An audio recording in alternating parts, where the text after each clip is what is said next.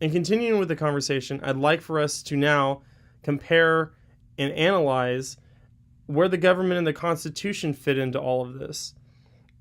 What are some cases or examples that we haven't looked at? Have states tried it before? Has the Supreme Court looked at it? Why is this such an important thing for us? And what I would like to explain to you now is why lawmakers have in the past tried to implement these and the effects that they have caused, and also look at some recent cases where governments have proposed an increase to $15 and the effects that it has had on the community and the state itself. In order to further this discussion, we will now talk about a situation that occurred in Connecticut where one of the first proposals was actually made by Governor Lamont, who called for a raise in minimum wage to $15 per hour when the current minimum wage was about $10.10. The governor's proposal would put about $4.90 more towards hourly wages and about $10,192 per year for full-time employees. So a lot of people would argue that, this is really good for people because obviously like retail chains and restaurants would be able to absorb this because what they would just do is they would reduce the profitability publicly through traded companies, but it would increase stocks for them. But with that said, it would affect small businesses, which is the lifeblood of the state. And with the secondary effects of the economy, it would pose a huge problem for Connecticut's middle class who are living on a budget and seniors who are on fixed incomes.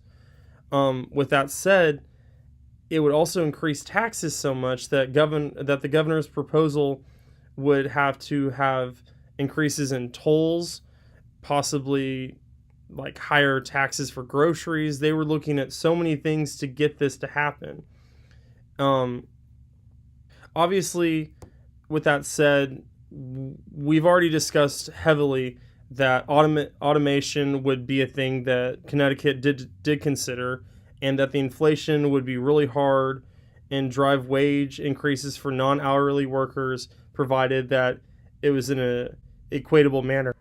In conclusion, this proposal that Governor Lamont has proposed for his people actually will hurt them because the middle class will take a huge chunk, and even the seniors will hurt from this just to increase the minimum wage by $4.90.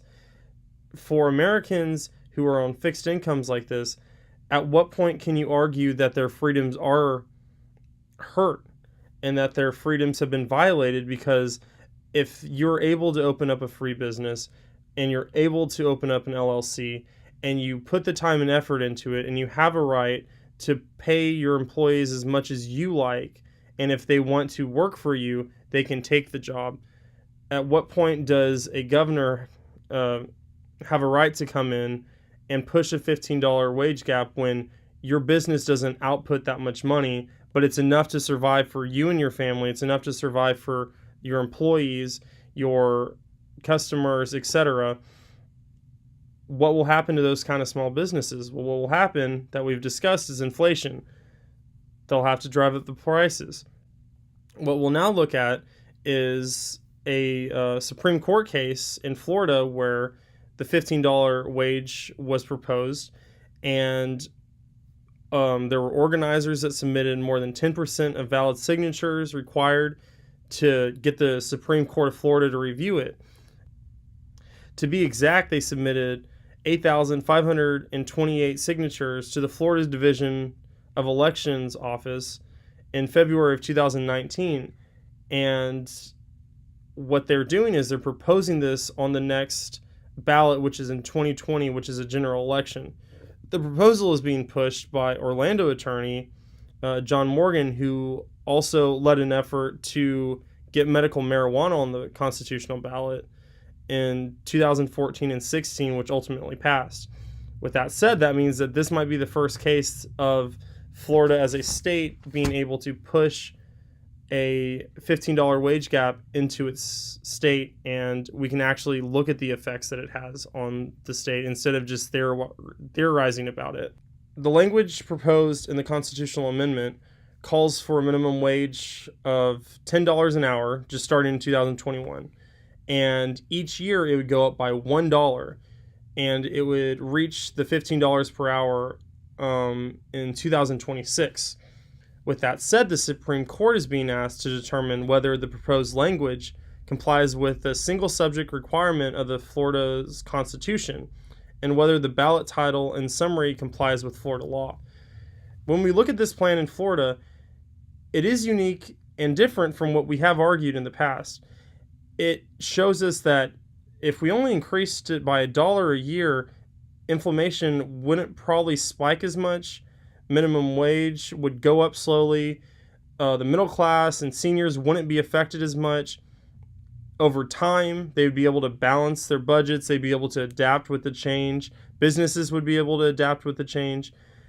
It's unique to look at something like this because we are taking a firm stance against the $15 minimum wage, but what if it's implemented in a way that it doesn't affect small businesses like we have talked in the past? This could also be good for big corporations, as they could slowly follow the linear increase by not laying off people, but slowly inflating their prices to keep the people that are working there, but also to help them have better lives. In conclusion, we looked at two different cases. We have Connecticut, where the proposal most likely won't work. It's going to hurt its citizens. It's going to create a situation where taxes are high. Small businesses might not be able to afford many workers, or they're going to have to inflate their prices, which will drive away their business and could eventually put them out of business. If we look at Florida, the proposal could actually work. If you only increase it by $1 every year, small businesses will be able to adjust. Big corporations might actually be able to keep their workers, and it would be a good thing for the state. But we don't know yet. We have to wait and see. And with that said, as Americans, we need to ask ourselves, where would this fit in with me? Does this violate my freedoms? Does this help my freedoms? Does this give me a better opportunity in this country? How would it help you? How would it help an average American every day? And those are the things that we have discussed in this, and we're going to continue discussing.